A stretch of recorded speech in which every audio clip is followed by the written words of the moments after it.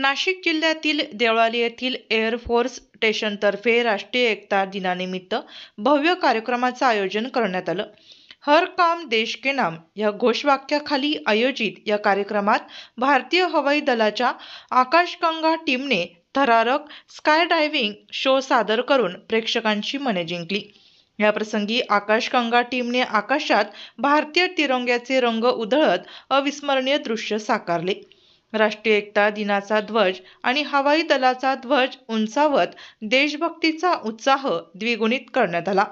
कार्यक्रमाला air commander Manisha Dilalani, air officer commanding air force station Devlali तसेच air force family welfare असोसिएशनच्या अध्यक्षा श्रीमती रेणू दिलालनी उपस्थित होत्या।